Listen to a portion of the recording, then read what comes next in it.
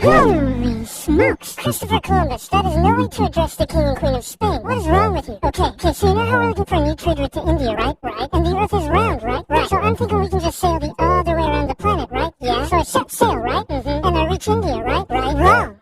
Wrong. I did not reach India. I did not. Alright, get to the point. Did you know there's a whole nother freaking continent out there? Okay, and do you think I should care about this? Why? Oh, I'm sorry, did I forget to mention there's gold everywhere? Gold?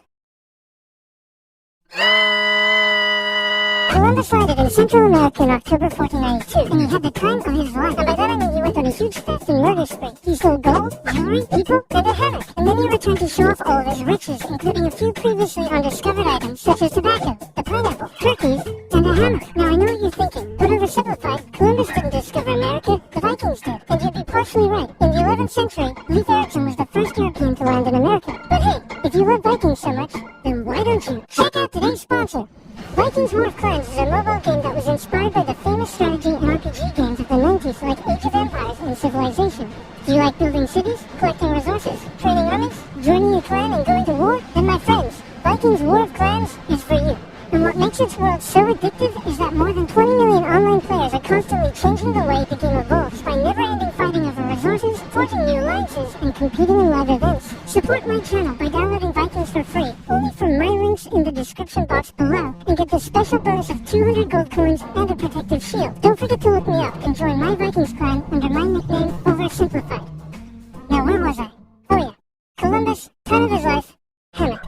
And suddenly the race was on to explore and conquer the New World. After a couple centuries of warring with the natives and each other, the European powers had claimed quite a lot of land, including this area, which both the English and the French claimed as theirs. One day the French said, I'm gonna build some forts along here. And the English were like, could you not? And the French said, sorry, but no, I could not. And they went ahead and built their forts, which pissed off the English, so they sent an up-and-coming British lieutenant colonel by the name of George Washington with a combined force of British troops and Native Americans. After a short battle, the French commander said, alright, we surrender. Okay boys, pack it up, they surrendered.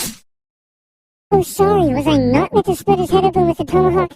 Don't worry, it's not like this will start a 7-year-long major global conflict. And what happened next was a 7-year-long major global conflict, which Great Britain won. At the peace negotiations, Spain gave up Florida, while France gave up all of its territories in North America. But Britain's victory came at a cost, a £60 million cost. They were now broke, in a lot of debt, and had to come up with some way to repay it. So they went to the colonies and said, okay, listen up. So a huge part of the war was spent protecting you from the French, and now we have no money because of it. So...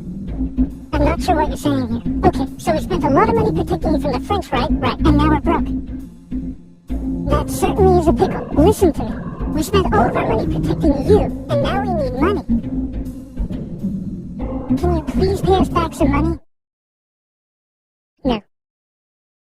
Okay, we're just gonna go ahead and tax you. In 1764, Britain introduced the Sugar Act, forcing the colonists to import sugar and molasses exclusively from the British and to pay duties on them. Then a year later, they introduced the extremely controversial Stamp Act, and it worked a little something like this. Hello, shopkeep. Hello, Mr. Bumbleberry. Here's the date for your new check. Stamp. That'll be 3 pence, please.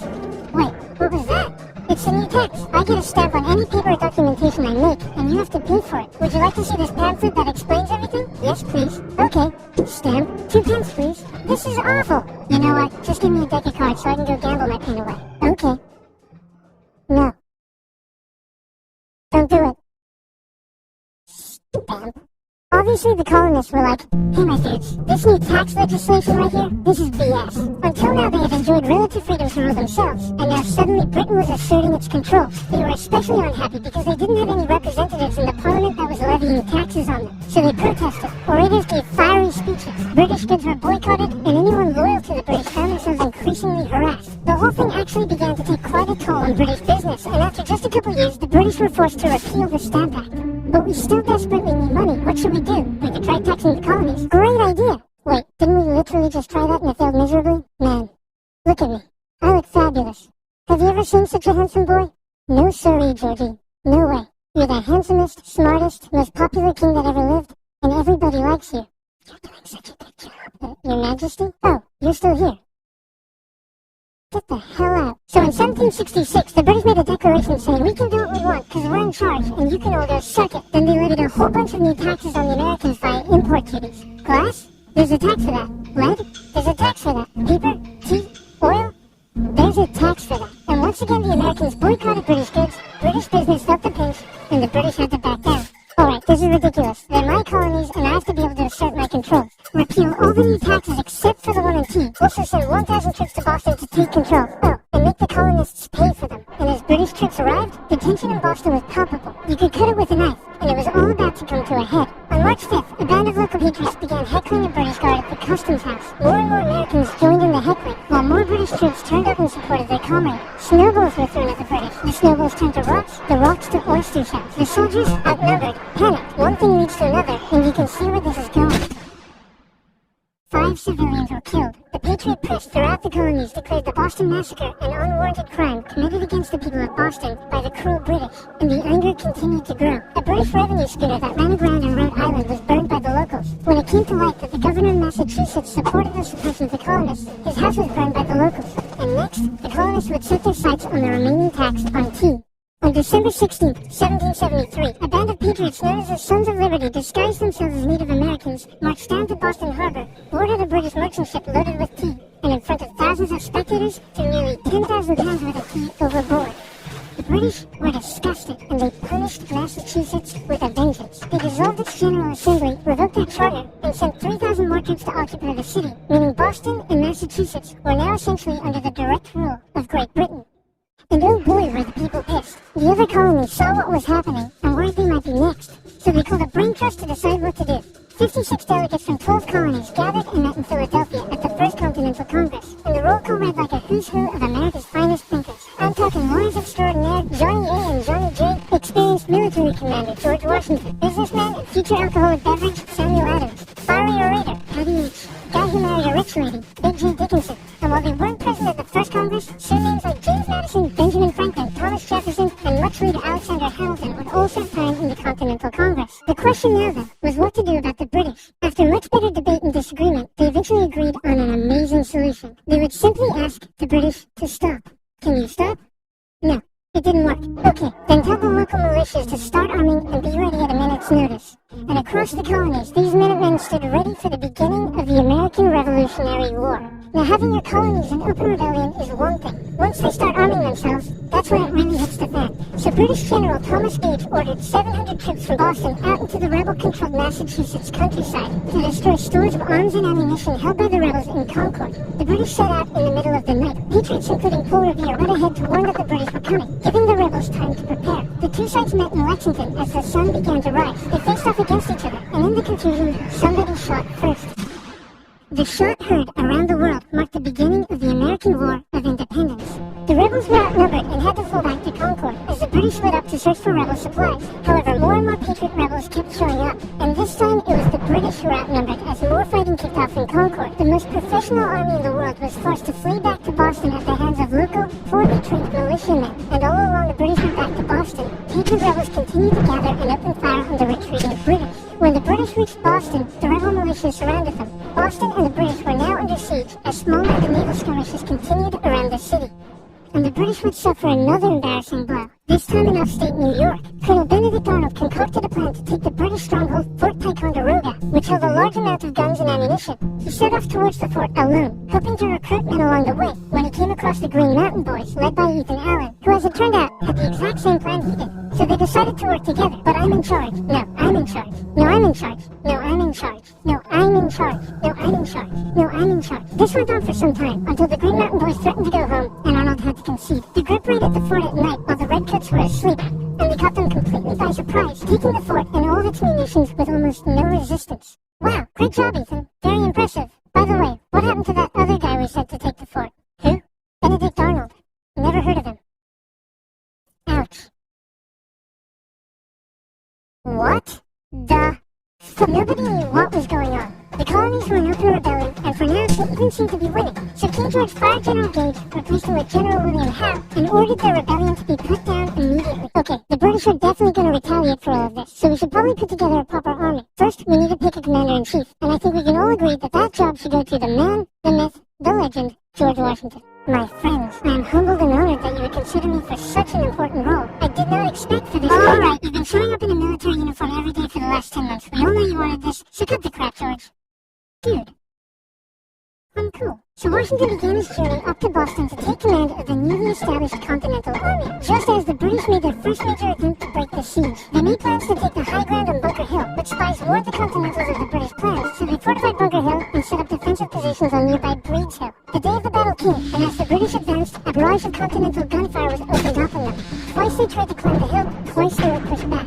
The battle lasted 3 hours until the Continentals finally ran out of ammunition and had to retreat, allowing the British to take the hill. While technically a British victory, they suffered nearly 1,000 casualties to the Continentals' 400. The colonists showed the British that this wasn't just a rebellion, it was war, and they were ready for it. But one thing they weren't sure about was why they were fighting. When some radicals were starting to throw around the I word, most hoped to eventually repair their relationship with Great Britain. So they sent a letter to King George saying, "Hey man, looks like things aren't going your way. Remove the taxes and let's be friends."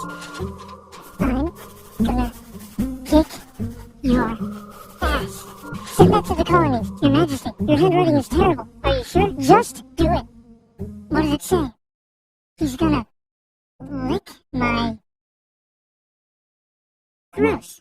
So for the remainder of the year, small engagements continued to occur around the colonies. The British burned down the towns of Falmouth, Massachusetts and Norfolk, Virginia as revenge for earlier anti-British incidents. These actions played right into the hands of patriot propaganda. Overseas, the British were seen as brutes, and the French and Spanish would soon begin sending supplies to the rebel cause. During this time, there was also minor fighting going on between patriot and loyalist militias in the southern colonies. Benedict Arnold was still on a mission to win some personal glory for himself, so he headed up an attempt to invade Canada in a two-pronged attack. The Continentals managed to capture some British forts in the city of Montreal, but a harsh snowstorm with some small boats on the side saw them defeated and pushed back at Quebec City, and they were forced to retreat all the way to Fort Ticonderoga. Speaking of which, remember all those guns and ammunition? Well, this guy's got a plan for what to do with them. He uses oxen to drag 120,000 pounds of artillery for 2 months through the harsh winter, 300 miles all the way to Washington and his Continental Army surrounding Boston. Boom.